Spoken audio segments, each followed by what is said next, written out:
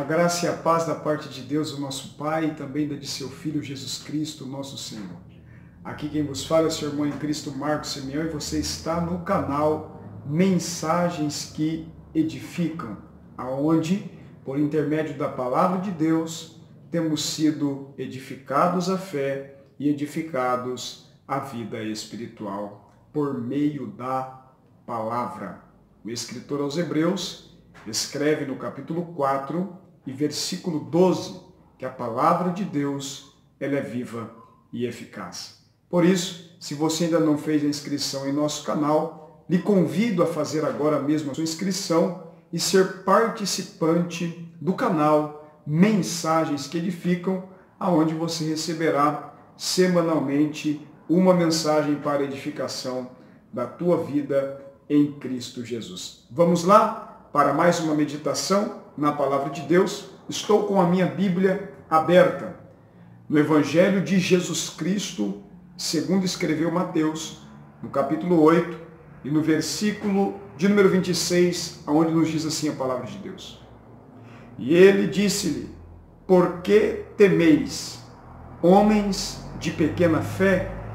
Então, levantando-se, repreendeu os ventos e o mar, e seguiu-se uma grande bonança. Este verso que lemos está inserido em um momento em que Mateus está narrando um fato ocorrido entre Jesus e os seus discípulos. Na verdade, um grande milagre. Um grande milagre aconteceu aos olhos dos 12 apóstolos de Jesus. A Bíblia nos diz no verso de número 23 que Jesus entra no barco. Ele não convida os seus discípulos. Segundo o registro de Mateus, diz que os discípulos o seguiram. Entraram no mesmo barco. E a Bíblia nos diz que no meio das águas se levantou um grande temporal, um forte vento, levantou grandes ondas, ao ponto de Lucas narrar no capítulo 8, que o barco quase afundou e eles quase morreram. Esta era a situação em que estavam os discípulos junto com Jesus. Aqui, logo já entendemos que o fato de estarmos andando com Jesus não nos isenta de passarmos por crises em nossa vida. Na verdade, Jesus não disse que no mundo seríamos livres das aflições. Pelo contrário, ele disse: no mundo tereis aflições. Mas ao mesmo tempo, ele dá uma injeção de ânimo dizendo: porém, eu venci o mundo.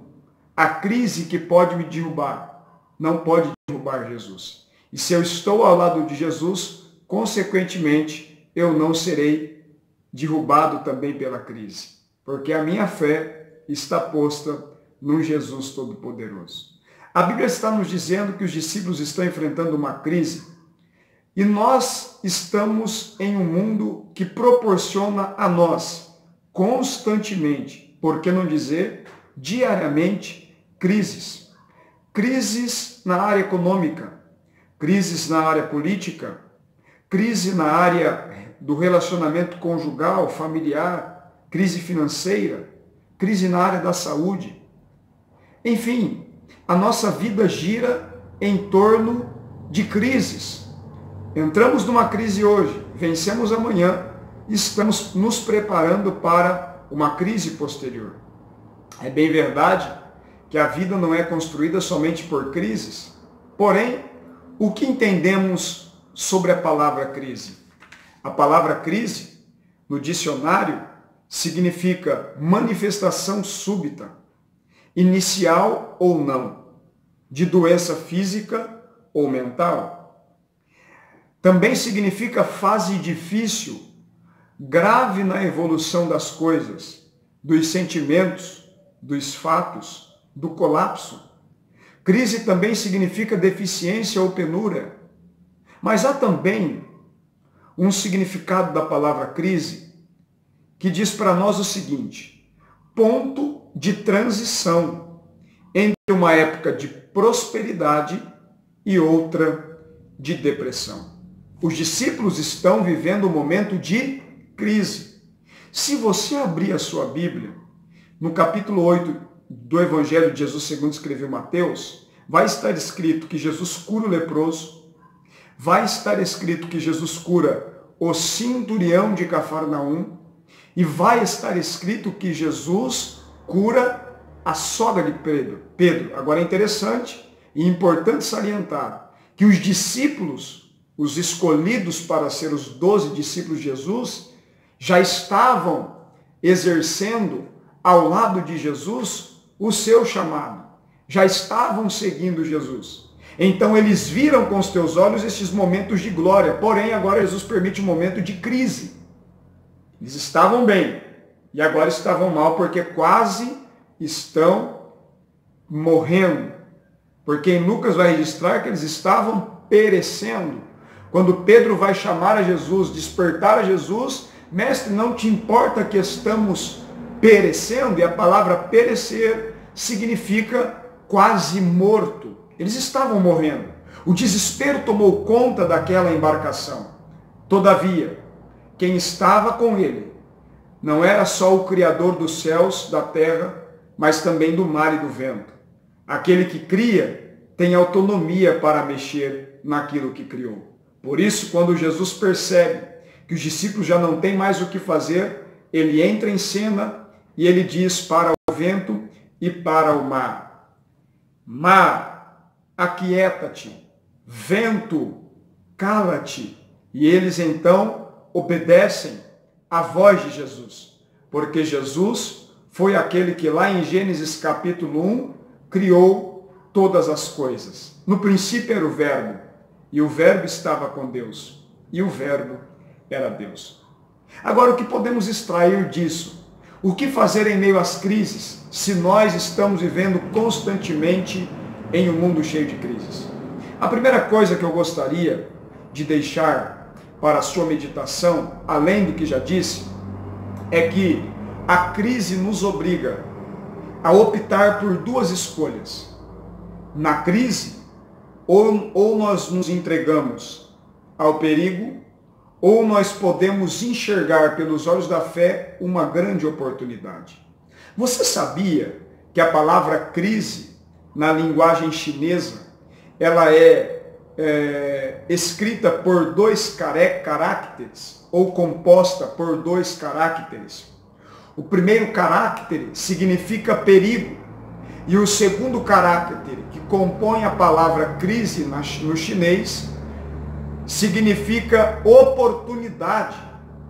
A crise proporciona para nós duas escolhas: de medo, porque está sendo um momento de perigo para a nossa existência, e se nós não dominarmos o medo, entramos na depressão, e se não dominarmos a depressão, nos rendemos ao perigo que a crise proporciona a nós.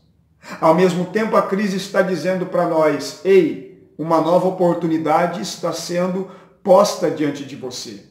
Ou você se entrega à crise, ou você levanta a cabeça, vai para cima da crise e diga para a crise que maior é o Deus que está com você do que aquele que está no mundo proporcionando as crises para desmotivar a nossa fé, para roubar a nossa esperança e para fazer com que nós não avancemos nos planos que Deus estabeleceu para a nossa vida, para a nossa família, para o nosso ministério. Que Deus possa lhe abençoar. E talvez você esteja na pior crise que você já enfrentou na tua existência. Porém, Deus está com você nesta crise. E se Deus é conosco, quem será contra nós? Eu finalizo dizendo para você que pelo menos duas coisas você precisa fazer na crise. A primeira coisa que você precisa fazer na crise é clamar a Deus. Clamar é diferente de orar. Orar é dialogar-se com Deus. Clamar é você falar com Deus em voz alta. Ou seja, é você gritar a Deus por socorro. Só grita quem está precisando de socorro. E Deus é o teu socorro presente na hora da tua angústia. Deus te abençoe. A primeira coisa que você vai fazer nesta crise é clamar a Deus. E a segunda coisa que você vai fazer nesta crise é enfrentar a crise de cabeça erguida. A crise é passageira, você é que permanece. A crise não é maior que você é maior que a crise, porque dentro de você existe uma fé num Deus tão grande que é poderoso para fazer muito mais além do que você pensa e do que você pede. Não se mostre fraco em meio à crise. Provérbios capítulo 24, versículo 10 diz assim: se te mostrares frouxo no dia da angústia, a tua força será pequena. Levante a cabeça. Se você estar pensando que está fraco, um conselho do apóstolo Paulo para nós na palavra de Deus é: diga ao fraco, eu sou forte. Porque forte é aquele que tem consigo Deus forte, que faz o ser forte em meio às fragilidades da vida. A segunda coisa, dentro deste tema, deste tópico, enfrentar a crise, não pare de trabalhar. Tem gente que na hora da crise cruza os braços, se entrega, se rende e não luta, não batalha, continua trabalhando.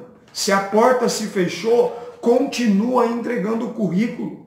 Se você é pregador e a porta está fechada, continue orando e preparando mensagem, continua trabalhando, porque Deus vai ver o exercício da sua fé. E a outra coisa que você precisa fazer enfrentando a crise é usar a sua fé. E sabe uma maneira que nós podemos usar a nossa fé? É pronunciando palavras proféticas. Ezequiel 37, versículo 4, Ezequiel está em meio a uma crise. O que tem diante dos seus olhos é um vale de ossos secos. Mas Deus disse: é possível esses ossos ter vida? Ezequiel responde para Deus: Senhor, tu sabe. Deus fala para Ezequiel, diz: então profetiza sobre eles. E Ezequiel, usando a fé, começa a profetizar sobre os ossos. Então ele me disse: profetize a esses ossos e diga-lhes: ossos secos, ouçam a palavra do Senhor. Use a tua fé, abençoe a vida dos teus filhos. Se a crise é no teu lar, abençoe o teu lar, a tua família, o teu relacionamento. Contar um testemunho e já encerro este nosso vídeo de hoje. Eu me lembro que quando estava distante de Deus e distante do Evangelho, usuário de drogas, envolvido com o tráfico, eu saía da minha casa às 11 horas da noite e eu olhava para minha mãe sabendo da minha vida, mas já crente em Cristo Jesus, ela olhava para mim e dizia: filho, hoje eu vejo você saindo de casa feito um palhaço, mas um dia eu vou ver você de terno e gravata pregando a palavra do meu Deus. Já há 18 anos, a minha mãe tem contemplado esta verdade que proferiu sobre a minha vida. Então, ao invés de murmurar, pronuncie a palavra de bênção. Se a porta está fechada, profetiza a porta aberta e agradeça a Deus pela porta que já está aberta para você. Deus te abençoe e não se esqueça, a crise proporciona duas escolhas: perigo ou oportunidade. Vença o perigo, não se entregue ao medo e abrace a oportunidade que possivelmente está raiando diante de você. Deus abençoe, até o próximo vídeo, mensagens que edificam.